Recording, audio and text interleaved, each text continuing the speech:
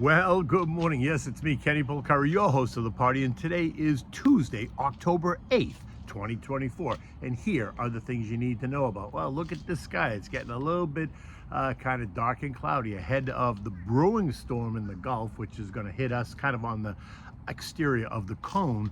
But then apparently there's another storm brewing in the Atlantic, not in the Gulf, and that one I guess has the potential to kind of hit the eastern coast of the United States here in Florida. So we're going to see how that one develops over the next couple of days. But in any event, here are the things that you need to know to get your day started. So investors got a chance to apparently reflect on Friday's data and the global mess as stocks sold off yesterday. Short-term bonds are now paying you 4.4% and 4.6% respectively. The 10-year is now trading at 4.05% this morning. Oil surges on fears over an Israeli hit on Iranian energy assets, while gold traders are locking in some profits after the dramatic move higher. And what do we have at dinner tonight? Well, we're going to have the Tuscan soup. It is a great comfort feel-good meal. Okay, so stocks which had rallied hard on Friday sold off hard on Monday. The Dow lost 400 points, or just under 1%. The S&P down 55 points, under 1%. The Nasdaq gave up 214 points, or 1.2%. The Russell down 20 points, or 0.9%. The transports lost 32 points, or 0.2, while the equal-weighted S&P gave up 58 points, or 0.8%.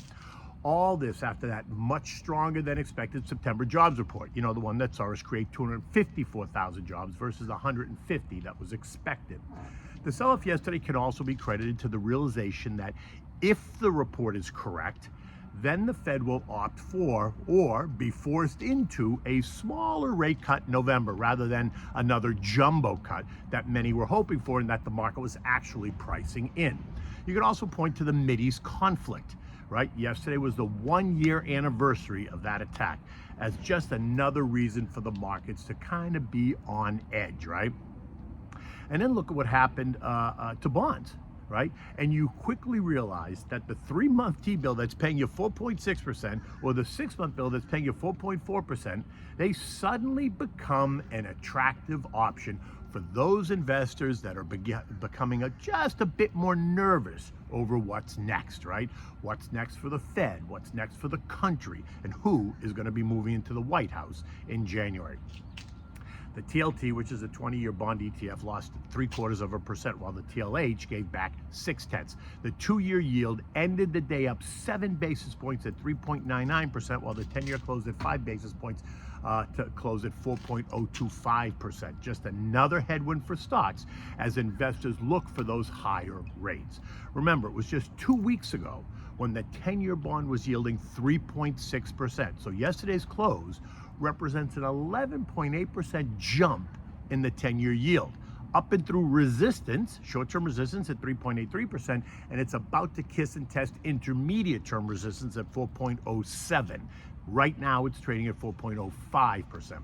Long-term resistance at 4.16, and if we pierce that, then the next stop is 4.27%. And if Treasury yields go there, then expect stocks to reprice much lower. ě՞ǐsh?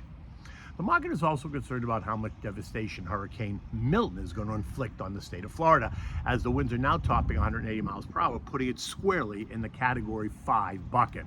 The majority of the west coast of Florida is now within the cone, as it's expected to move across central Florida and exit out by Jacksonville.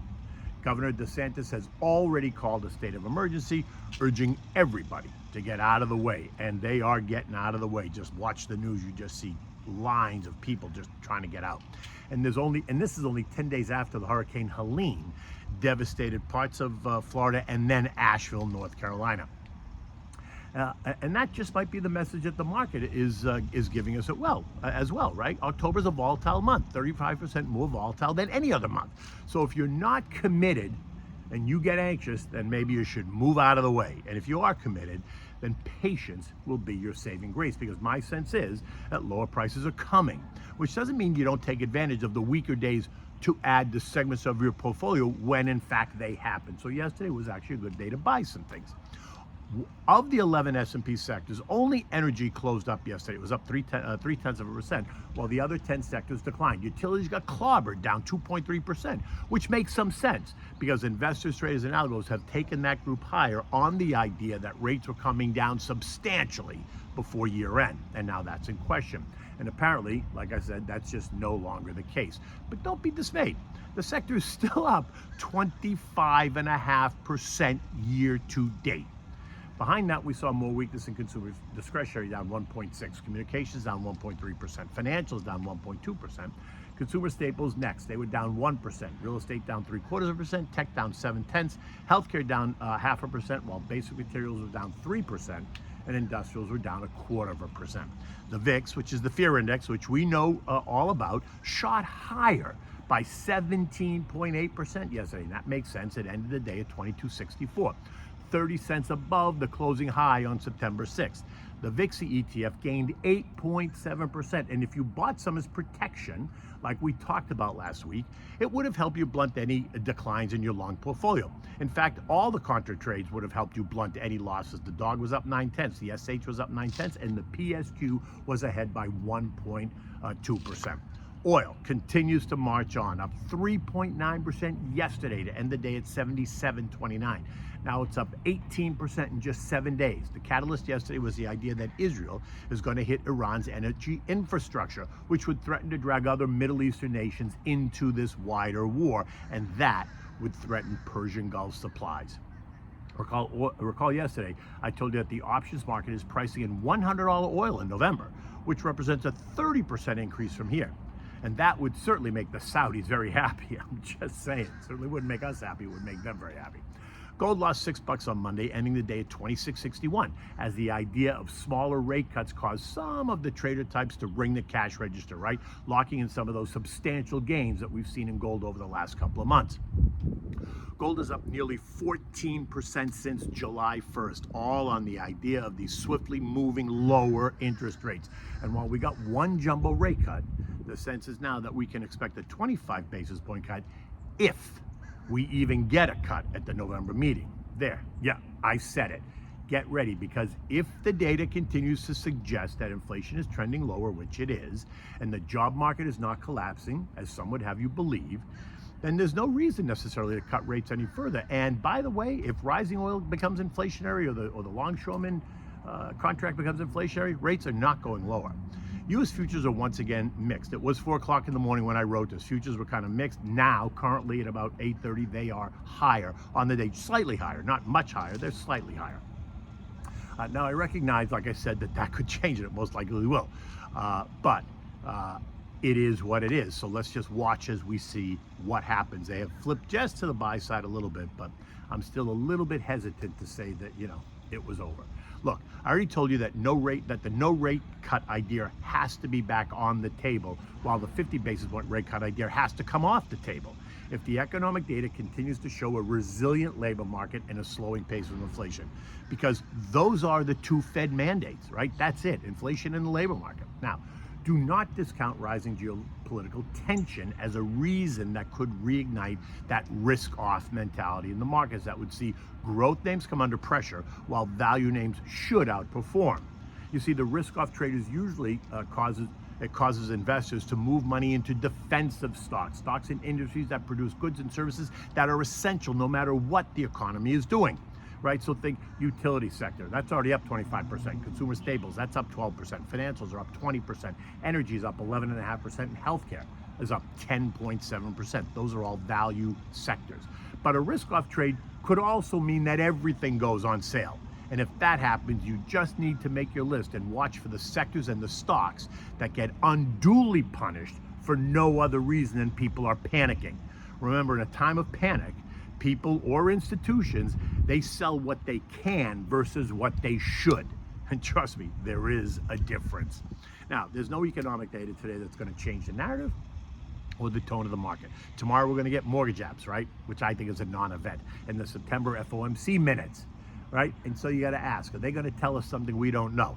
Nah, I don't think so. Is it the data on Thursday and Friday that's going to drive the next part of the narrative, right? The CPI and the PPI are both expected to trend lower. So my guess is that really isn't going to drive or change the narrative. We are hovering around that 3% level. Month over month, we're below it, while year over year, we just remain slightly above it. And everyone seems to be okay with that. But Friday brings us the start of earnings season. And as you know, it starts with the big banks.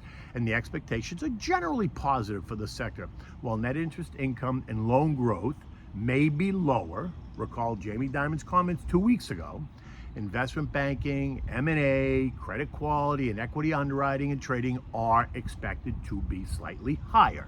JP Morgan kicks it off. Now, it is up 24% year to date, and if you look at the charts, it suggests that investors, traders, and algos reaction could go either way depending on on his report. My guess is that if Jamie blows the roof off, which he always does, the stock is going to rise, just because there has not been that buy the rumor chart pattern, right? Buy the rumor, sell the news. It doesn't exist right now in JP Morgan. The stock is flat over the past month or so, and it's down off its August high. So that's my bet. Now, to be fair, I do own it, so I might be biased as well.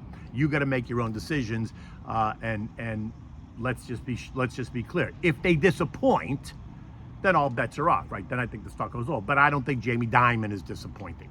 European markets are all a bit lower this morning. They were down 0.7 to 1% across the board. Overnight, China's pledge to support their economy did little to excite investors that were hoping for a bazooka. Recall last week, the news was all about the massive stimulus package, but upon further examination, investors are disappointed with Xi's definition of massive. Analysts are all now saying that the next move for Asian and European markets are going to be all about the next stimulus package. Okay, the S&P closed last night at 56.95, down 55 points, right? Exactly what they gained on Friday. They took back yesterday, and that puts us closer to testing last week's low of 56.74, which is key for investor psyche and algorithmic performance. If we test it and hold, then we're good for another day.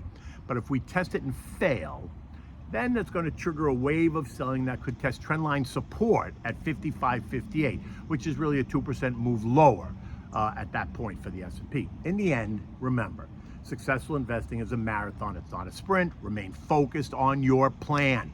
Talk to your advisor if you're nervous or you're anxious. Click on, you can go to my written report on my Twitter and click on the link to send me a message. I'll be happy to give you a buzz.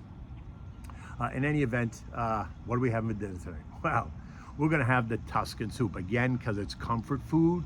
It's comfort food at a time where there's some nervousness and anxiety, not only about the hurricane, but certainly about, like I said, the economy, the Mideast conflict, all that stuff. For this, you need 1 pound of sweet sausage, you need 4 slices of thick cut bacon, you need 1 large Vidalia onion, 2 cloves of chopped garlic, you need about 8 cups of chicken broth, you need red potatoes, thinly sliced. You can use a mandolin to get a perfectly thin slice. You need 1 cup of heavy cream and a bag of fresh spinach, right? You can substitute kale if you like instead of the spinach. I like the spinach. Now begin by browning the sausage in a heavy pot. Season it with salt and pepper. Once it's all browned, remove it and set it aside. Now in the same pot, now you throw in the bacon, crisp it up. When it's all nice and crisp, remove that and set it aside, right? Now, if there's a lot of bacon fat, you can take some out. You only want to leave maybe 2 or 3 tablespoons in the pot. If there's more than that, you can take some out. Now you're going to add the chopped onion and the chopped garlic. Stir it in soft, maybe 6 to 8 minutes. You know the deal, right? Now you're going to add the chicken broth to the onions and the garlic. You're going to add back the bacon, bring it to a boil. Now you're going to add in the sliced potatoes and cook them until they're fork tender. 15 minutes probably max if you slice them really thin. If you slice them thicker, maybe a little bit longer. Reduce the heat to medium-low, and now you're going to add back the sausage. And you're going to add the heavy cream, you're going to stir it to combine, and you're going to heat it all through, right? Now you're going to add the spinach right before you're ready to serve this. This way it doesn't completely wilt and it stays bright green. Once you've done that, you want to serve it immediately. It is so good. Here you can either use cheese or you don't have to use cheese. I always like the cheese, so for me there's always going to be cheese on the table. But this recipe doesn't necessarily call for you to add cheese. It's just really, it's a taste thing. I like cheese, so I'm going to have cheese in any event. The day is about to get started. I'll be on with Neil Cavuto at 12 p.m. today on Fox Business. Be sure to tune in. Until tomorrow, take good care.